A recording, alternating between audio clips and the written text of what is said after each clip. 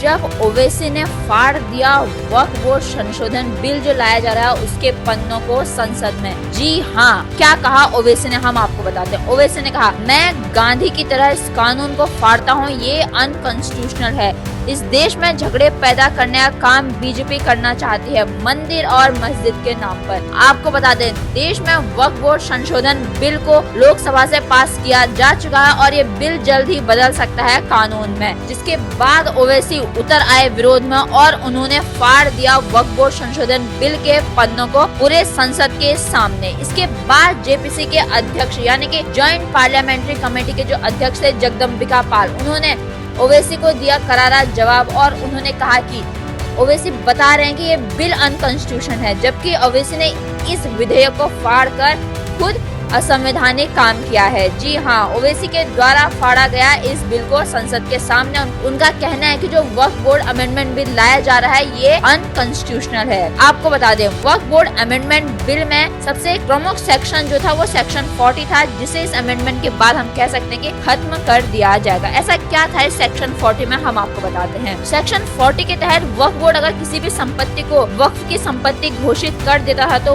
वो संपत्ति कहलाती थी वक्फ की। जी हाँ, इसके खिलाफ किसी भी कोर्ट में अपील नहीं की जा सकती थी। इसी के बाद हम कह सकते हैं कि जो वक्फ बोर्ड संशोधन बिल जो लोकसभा से पास हो चुका है, इसके बाद सेक्शन 40 को अमेंड कर दिया गया है या इसे खत्म कर दिया गया है। आपको बता दें, अल्पसंख्यक मामलों के मंत्री किरण रिजिजू ने भी इस सेक्शन 40 के बारे में कहा कि इस अधिनियम का सबसे कठोर प्रावधान है सेक्शन 40। इसी के साथ अब इस सेक्शन 40 को खत्म कर दिया गया है और बात आ रही है वक्फ बोर्ड संशोधन बिल को लेकर, जो कि हम कह सकते हैं कि बुधवार की रात को देश की संसद में 2 बजे तक ये पूरा मामला चलता है, जहां पर लोकसभा में बहस होती है। यही हमारे देश लोकतंत्र की खूबसूरती हम इसे कह सकते हैं। और पास हो जाता है ये बिल लोकसभा से, इसके पक्ष में पड़ते हैं 288 वोट से। इसके बाद अब ये पहुंच जाएगा राज्यसभा में और राज्यसभा में पहुंचने के बाद ये बन जाएगा राष्ट्रपति के पास पहुंचने के बाद हस्ताक्षर के बाद कानून। जी हाँ, इसके बाद विपक्ष से अलग अलग चर्चाएं सामने आ रही हैं। जब बुधवार को वक्फ बोर्ड संशोधन बिल को लेकर संसद में बहस चल रही थी, उस दौरान हमारे देश में लोकसभा के प्रतिपक्ष के नेता राहुल गांधी मौजूद नहीं थे। जी हाँ, राहुल गांधी जो इतने महत्वपूर्ण विषय पर जब चर्चा हो रही थी उस समय वो देश के सदन में मौजूद नहीं थे।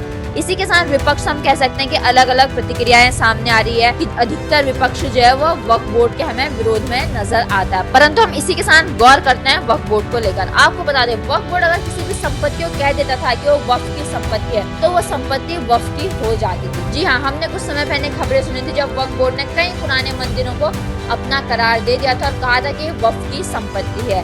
इन्हीं सब मुद्दों को देखकर कि वक्फ जो है वो किसी भी संपत्ति को अपनी संपत्ति करार दे देता है और उसके खिलाफ आप कहीं अपील भी नहीं कर सकते। इसके बाद लाया गया है, हम कह सकते हैं, बड़े बड़े बदलावों को देखते हुए वक्फ बोर्ड संशोधन बिल। परंतु इसी के साथ ये बात स्पष्ट करना बहुत जरूरी है। देश के गृह मंत्री अमित शाह ने ये बात खुद कही है। उन्होंने कहा है कि वक्फ में कोई गैर इस्लामिक सदस्य आएगा ही नहीं, ये स्पष्टता समझ लीजिए। जी हाँ, हमारे देश के विपक्ष ये आरोप लगाते हैं कि वक्फ बोर्ड अमेंडमेंट बिल के बाद जो है उसमें गैर मुस्लिमों का हस्तक्षेप बढ़ जाएगा, परंतु देश के गृह मंत्री अमित शाह ने कह दिया है कि वक्फ में कोई गैर इस्लामिक सदस्य आएगा ही नहीं। इससे स्पष्ट नजर आता है कि बीजेपी का सिर्फ एक ही उद्देश्य है कि वक्फ बोर्ड के कार्यों में पारदर्शिता लाए और जो वक्फ बोर्ड जो अपनी मनमानी करता है उसे रोका जाए। आपका इस पूरी खबर के बारे में क्या कहना है कि देश में पास हो चुका है लोकसभा से वक्फ बोर्ड अमेंडमेंट बिल? क्या आपको सही लगता है वक्फ बोर्ड में संशोधन किया जाना? आप हम तक अपने विचार जरूर साझा करें और आप ऐसे लेटेस्ट अपडेट्स के लिए वक्फ बोर्ड से जुड़े जितने भी अपडेट्स होंगे